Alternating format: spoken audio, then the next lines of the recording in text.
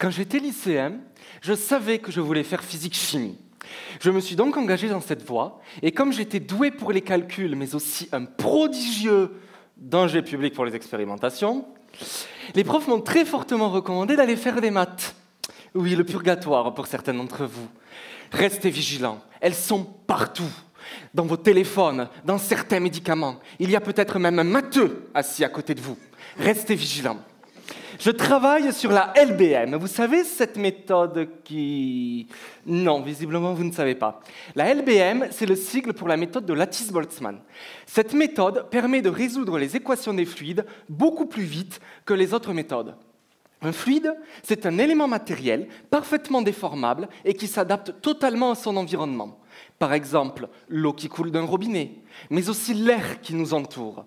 Eh oui. On peut aussi prendre comme exemple la soupe que vous mangez, car elle s'adapte, enfin, quand elle est bien mixée, avec des algorithmes. Alors là, ça, c'est facile.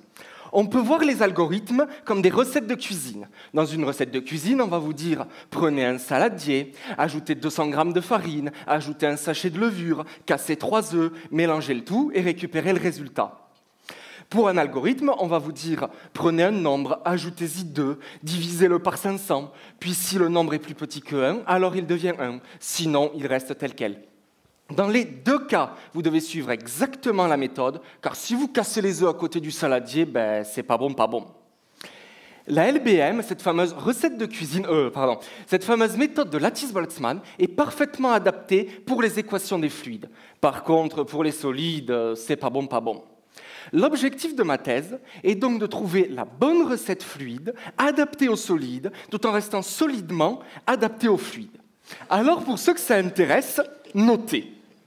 Vous prenez la recette de la LBM de base, celle pour les fluides, puis vous ajoutez par pincée, mathématiques pensées, algorithmes calculés, puis vous laissez mijoter un certain temps, puis vous regardez ce qui se passe.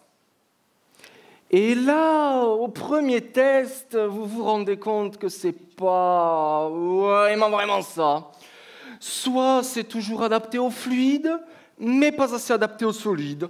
Soit c'est adapté aux solides, mais plus adapté aux fluides. Soit c'est adapté à rien. Mon travail consiste donc à trouver la bonne équation en adéquation avec les fluides et les solides.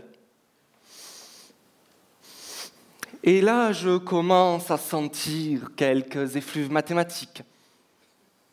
Quoi, vous ne sentez pas ?